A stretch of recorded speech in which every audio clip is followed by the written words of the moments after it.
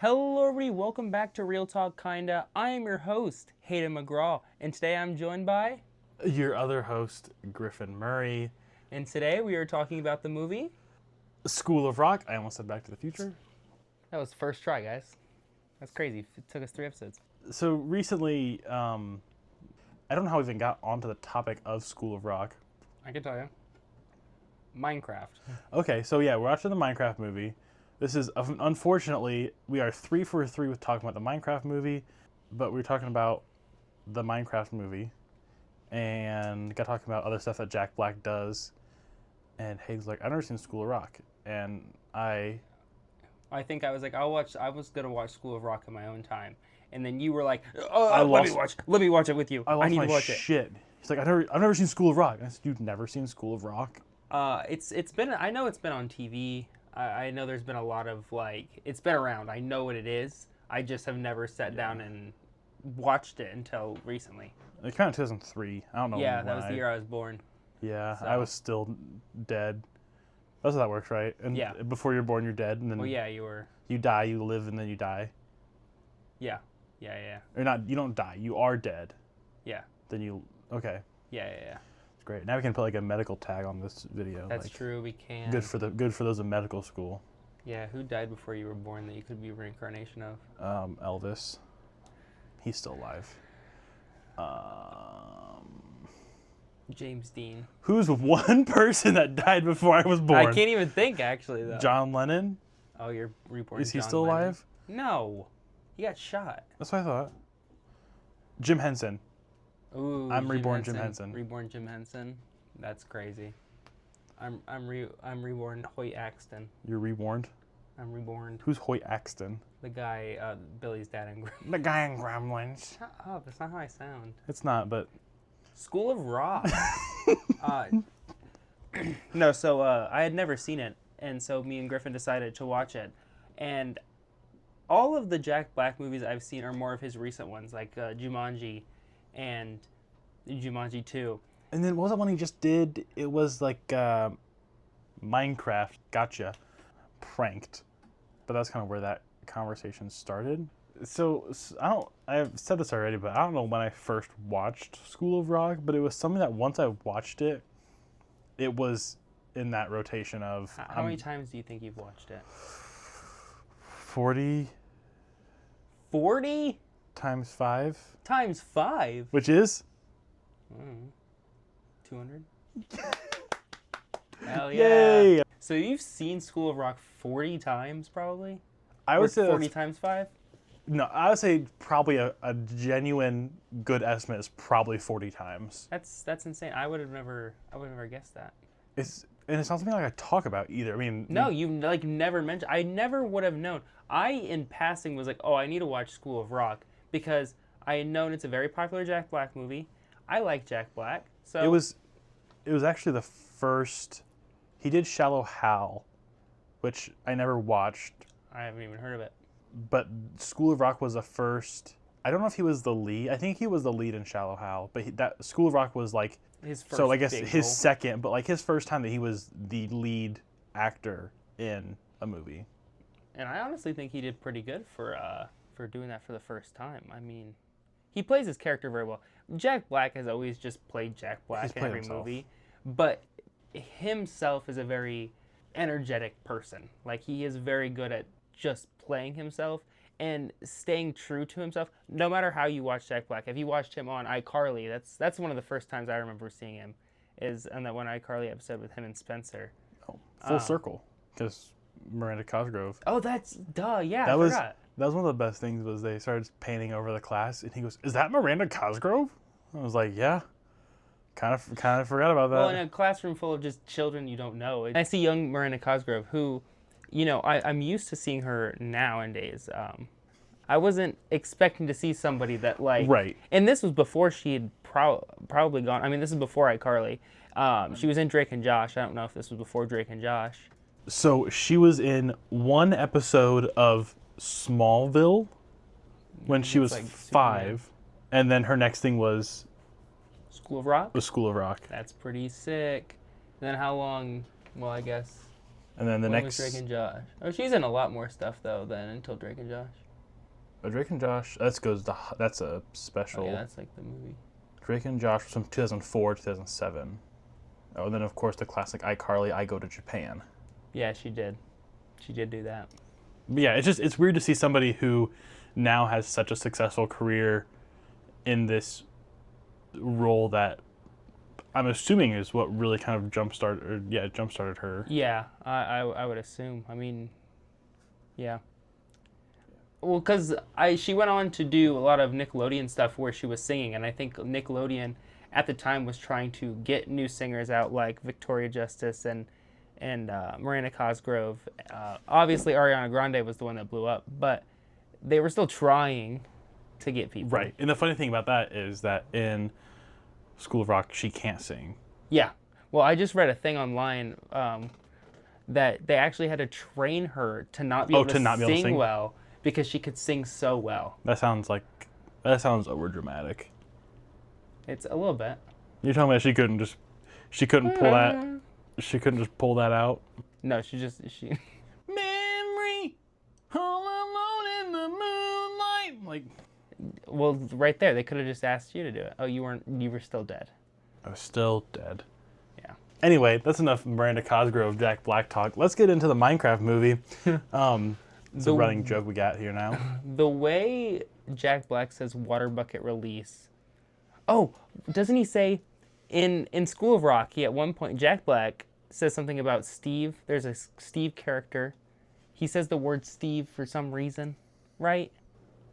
There was something, though, that you said reference to Minecraft movie. Yeah, I don't remember. And it would be really great if we remember, but... so there's no point, I guess. Yeah. No, this is staying in.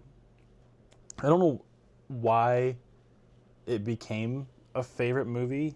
Like, I'm guessing the first time. Like, I can't imagine there's much time between, like, when I watched it and then, like Back to the Future, I said I watched it, and then it kind of was, like, nothing for a while, then it was, like, here you go, and it's, like... Yeah. It's almost got to be just, like, Jack Black's music. Something about it, I don't know.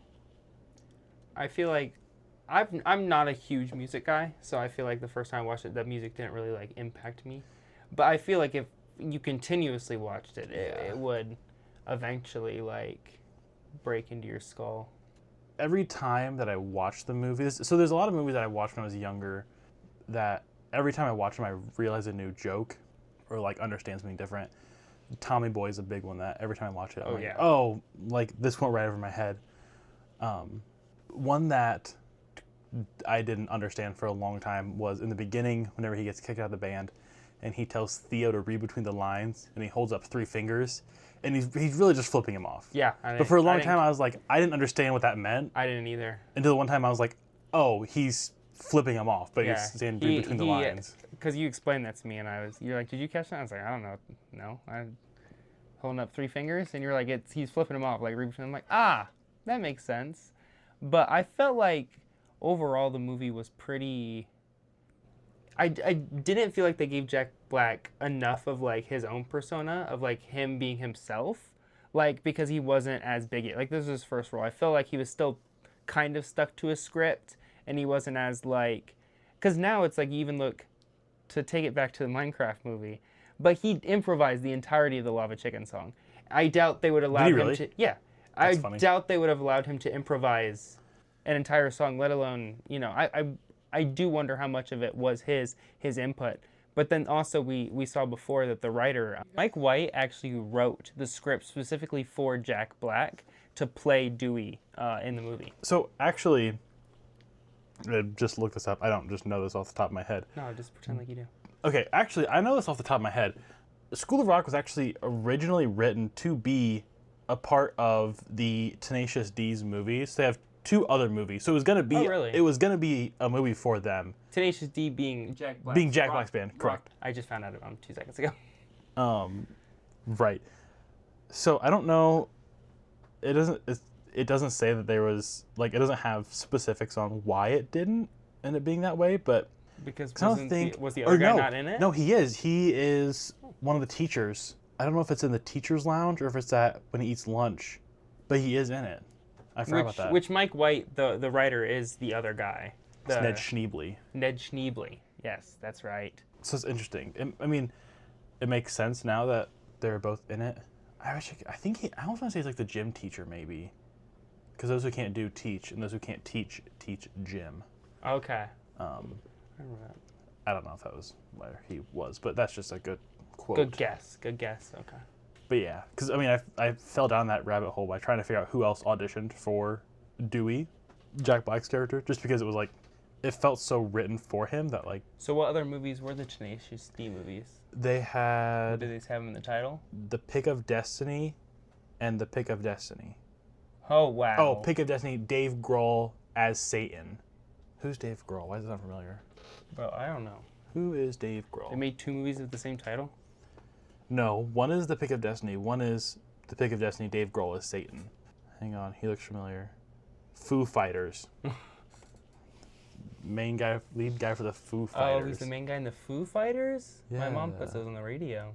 It's funny because Jack Black was in Kung Fu Panda. Did you know that he was also in Nirvana for like 4 years? Oh, that's your mom also loves Nirvana. Yeah, my mom loves Nirvana, so I got that fact from her. This is all full circle.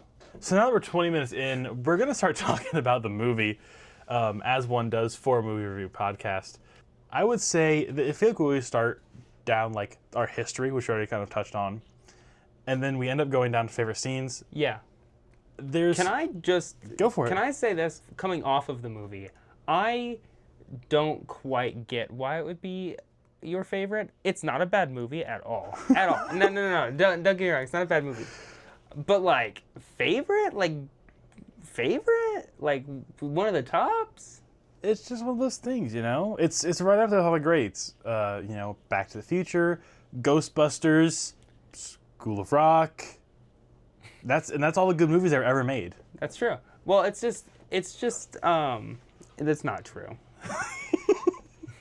But you do realize, well, not even realize, but I have never heard outside of just recently of School of Rock. Which, like, I know it's been on TV now that like yeah. I've seen the movie. Like I'm like, okay, I've seen this stuff before. I've seen this stuff on TikTok, but like nobody ever just talks about School of Rock.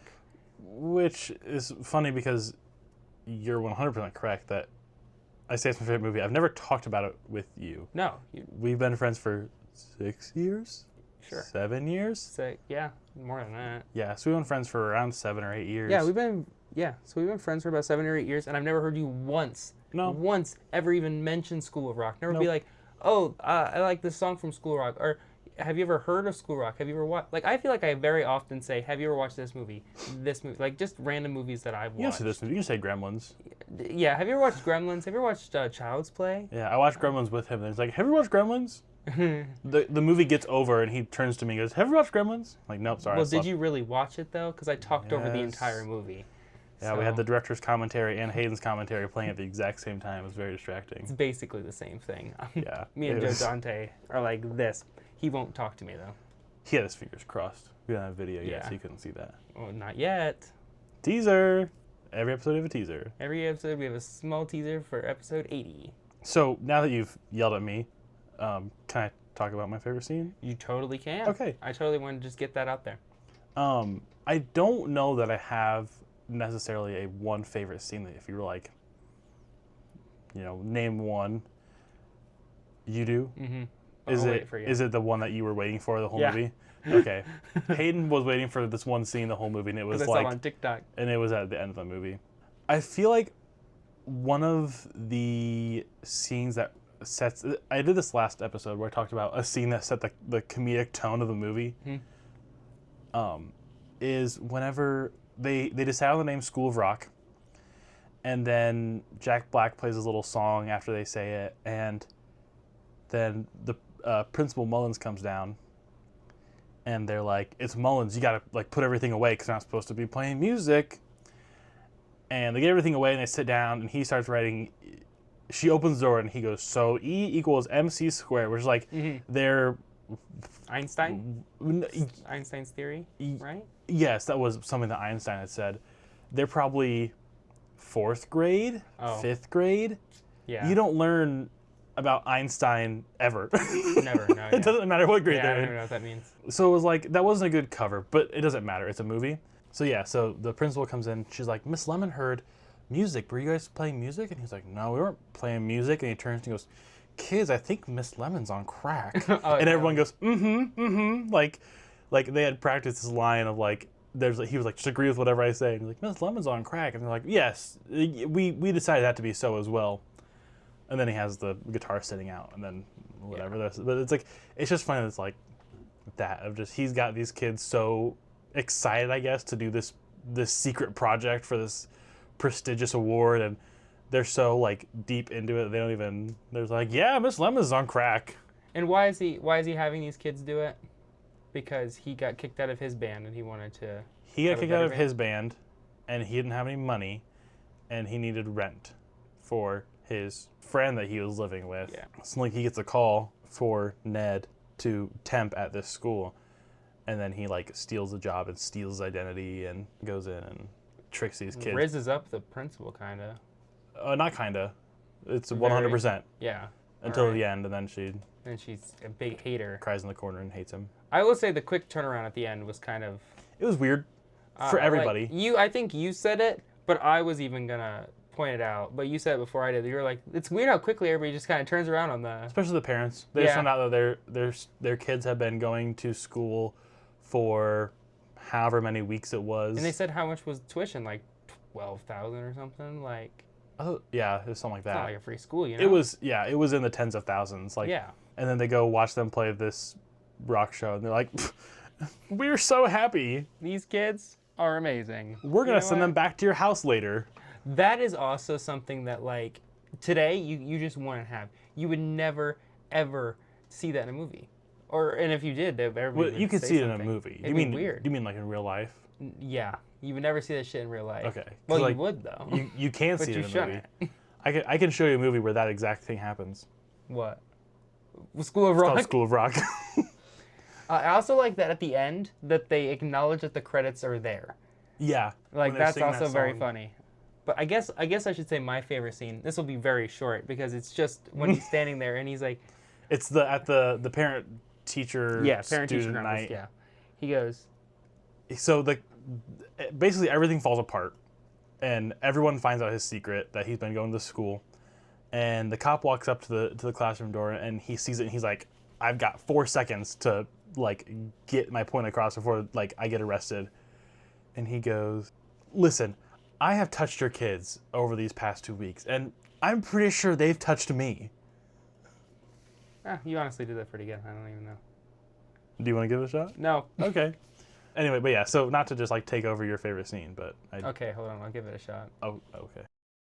So we're back. We had to cut something Aiden said. It was really funny. Boy, I bet you guys wish you could hear it, but you can't. Oh boy. Back to Hayden's favorite scene. I apologize that I kind of stole it, but you couldn't keep your composure to save yourself. No, yeah, I'm good. Just a little recap on what's been happening in case you happened upon this podcast in the middle. Anyway, so I did kind of steal your favorite scene. But anyway. That's all right. That's your favorite scene? Yeah, I couldn't say it. It feels like I'm just telling you what your favorite scene is now? No, that really was my favorite scene. I think because also the parents react in the exact way that they should. I feel like when I saw it on TikTok, I figured they just, kind of gloss over the scene and act like it was like whatever. But no, they were like, what the hell? Because it sounds incriminating. I mean, every time that I've watched it, I've never thought this sounds incriminating. Because he's obviously saying, like, he has touched their personality. Correct. And they have personally, have changed him as a person. Yeah. I mean, and he goes around and lists like all of their like talents. I mean, he's like, this guy's good at the drums, this guy's good at, this girl's good at singing, I forget what the guy does, the keyboard. Lawrence. Does a xylophone or whatever the fellow. Keyboard, not xylophone. Keyboard. I had it first. I thought it's... Yeah, I was agreeing. I didn't. Okay. I said, yeah, keyboard. Okay. Okay. Now we got that figured out. We can go back to you talking. Yeah. So yeah, the parents I thought reacted exactly the way that they should have reacted to that information. That was it. I think my favorite scene. Okay. Something that they did. So, I'm pretty sure that the kids actually played everything except for in the final show, it's pretty obvious that they weren't playing, because in the 3 seconds into the song, they show Freddie playing the drums, and he's all up on the cymbals, and they are not there. You hear toms and snare, and it's like they couldn't have hit it for 3 more because the rest of the performance you can't even tell. No, that's what I was gonna say. I wondered if they it's like that was had children perform it or if they got real. That is, I mean, obviously the kids sang like right. that. I'm almost certain they played it. All the classroom scenes they're actually playing. I'm guessing that they had that venue for only a certain amount of time, and they're like, we're not gonna worry about, we have all these extras. We're not gonna worry about playing this perfectly, and we're just get the attitude, get the feeling, get the vibe. Well, you even asked during the movie, was it the kids' real parents? It at least wasn't Miranda Cosgrove's. It wasn't? Okay. But they did a good job at casting people that looked like those kids. They did, yeah. I mean, even though they're on screen for, 5 minutes probably in total? Like, the guy who plays Zach's dad looks like he could have produced that child. Yeah. And he might. I only looked up Miranda Cosgrove. And he could have, yeah. But I was like, it would have been so easy because they were all children, so their parents had to be there anyway. I was like, man, that is true. Throw them on set. Like, that makes sense, actually. I think that was also kind of the thing it is a kids movie, but it doesn't feel like a kids movie. It doesn't feel like a kids movie. No. Like, it's what, PG-13? It feels like one of those movies you would watch in school, but it doesn't feel as cheesy as they did. What's funny about that is that we got to the part where Dewey takes the principal to the bar to get her to let them go to the Battle of the Bands auditions, and it was like 11:30, and I had to go to I was tired, and I said, okay, we're gonna stop here, and I said, and then like I said, we're just gonna stop here, and then the next day Hayden came back over to finish it, and I went back like a half hour. I was like, all right, so I believe we were right here whenever we left off. Like doing the classic. It's like you also could do the classic school thing of pausing right at that scene and being like, we're gonna skip right over this just to the next scene. Like anytime any two characters have any intimate action, it's like we're gonna skip this. But yeah, so it's funny that like I made the joke of like watching movies in a school, and then you said that it felt like a movie you would watch in school.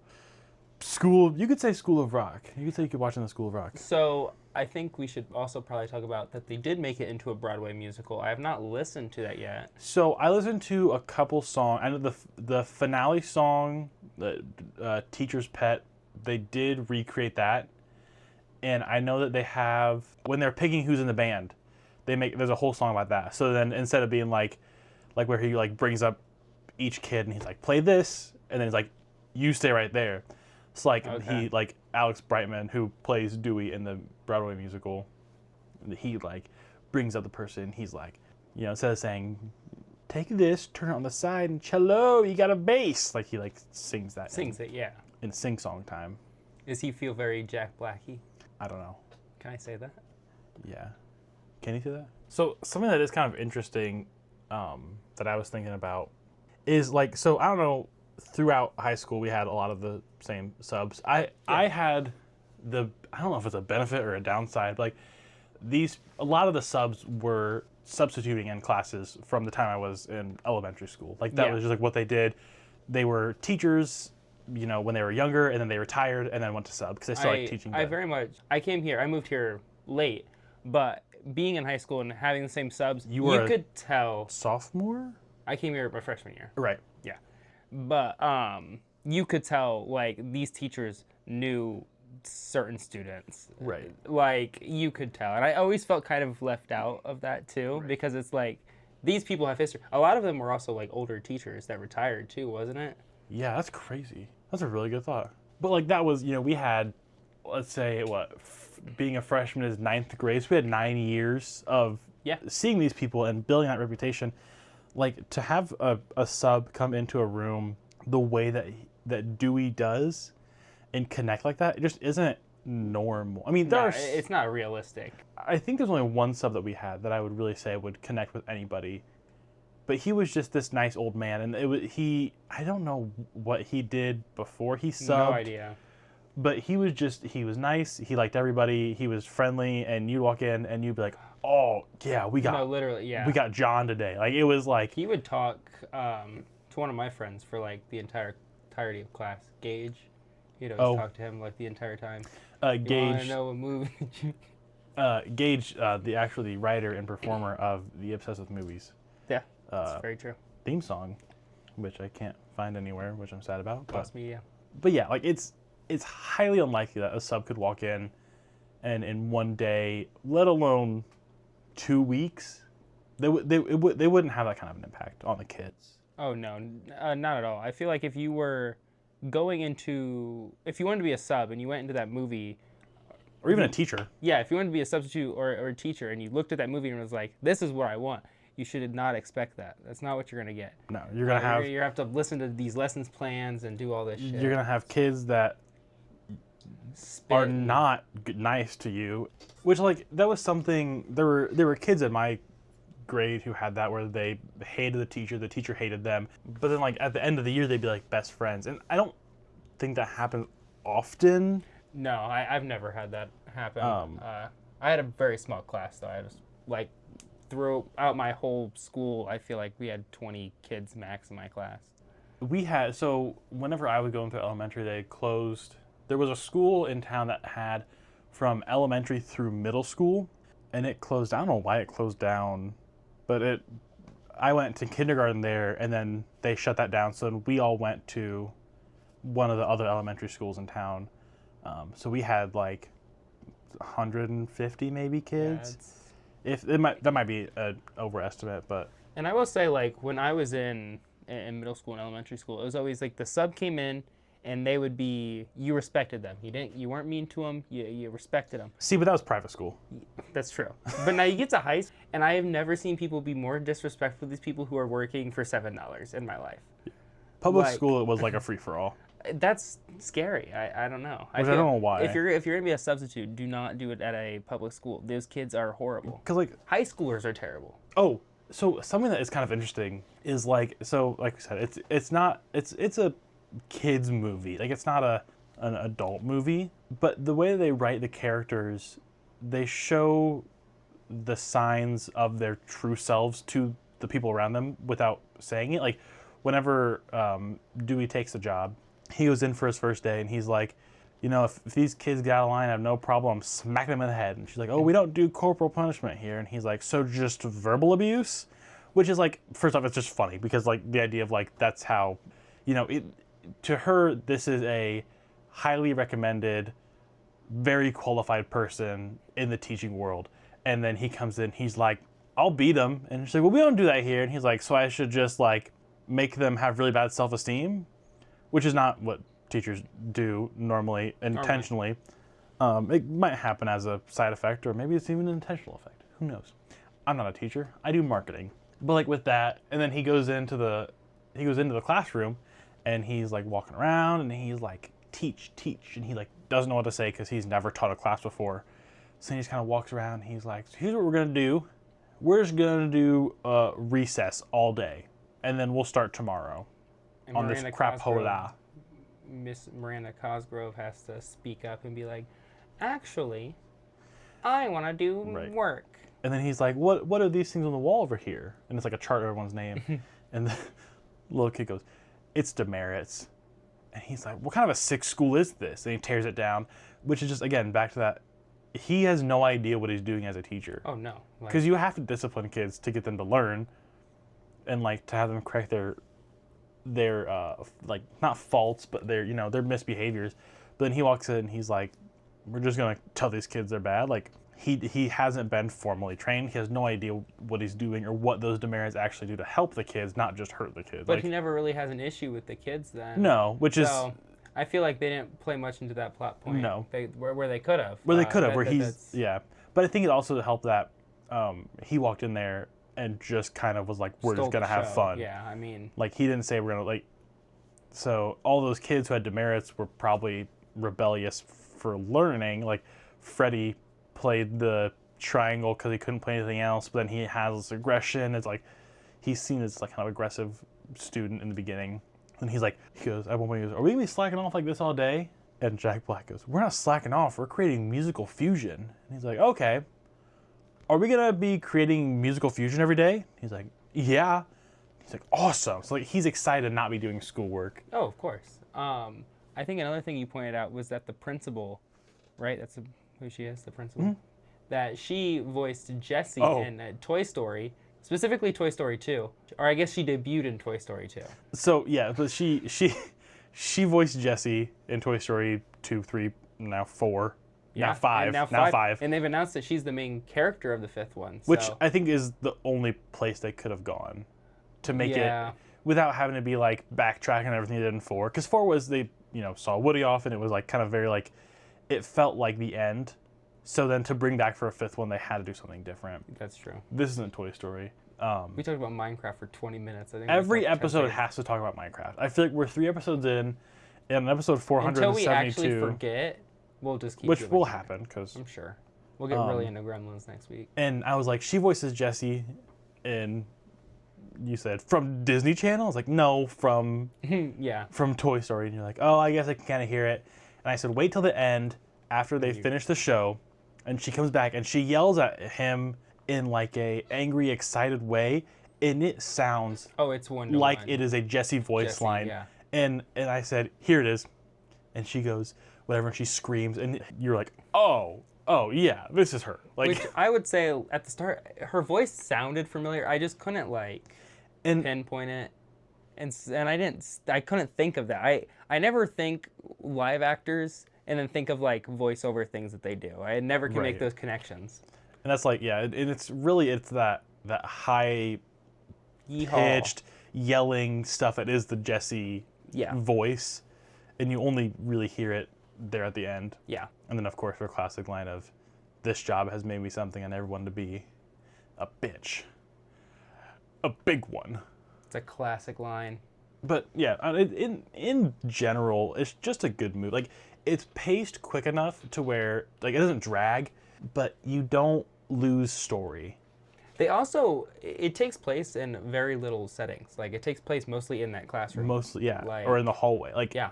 But yeah, because they filmed it it's called Buckley County Day School in Long Island, New York. But it was actually filmed in a school. So it wasn't like they had, a set with, movable walls.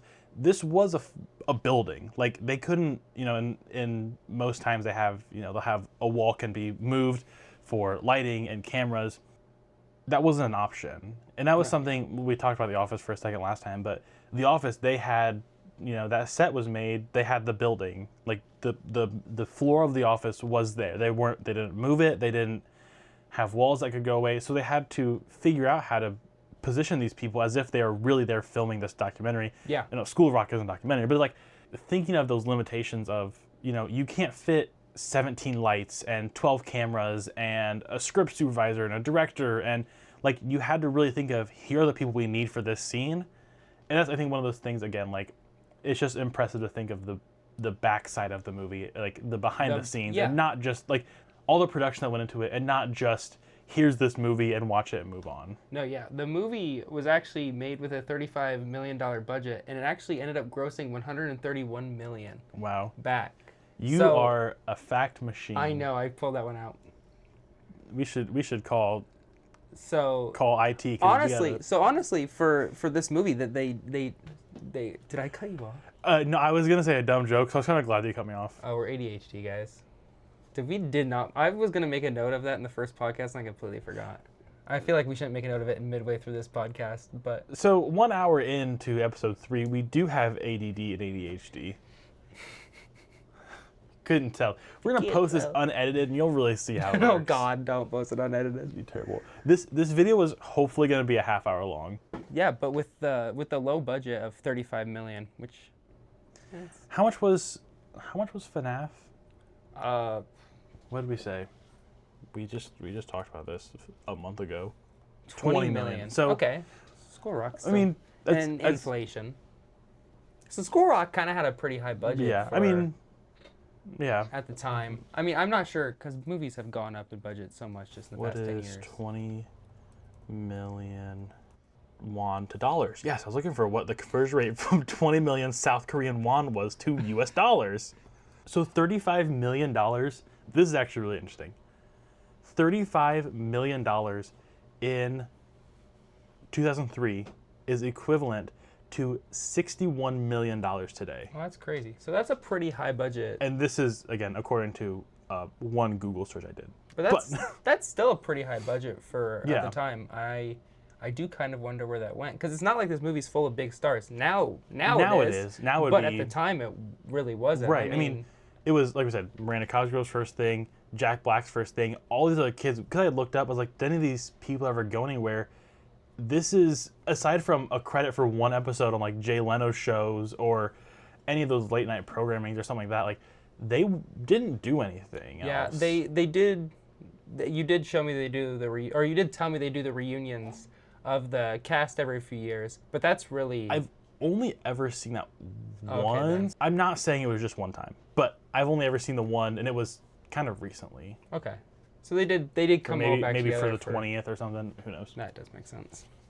But yeah, so it's like, and that was what I had talked about, like them actually playing is like there's video of them playing in, I don't know if it was a bar or a club or where it was, like they probably actually did play these songs. Yeah. But anyway, so I feel like we've probably said enough. Yeah, I think so. That is going to be it for episode 3, School of Rock edition. Oh, yeah. Don't know why I'm changing our outro format now, but it's all right. We can just change. We can say bye any way we want. Yeah. So like this. Bye. Goodbye. I do thank you guys all for watching Real Talk Kinda. I've been your host, Hayden McGraw. Bye. Bye. That's it. No Griffin. Bye.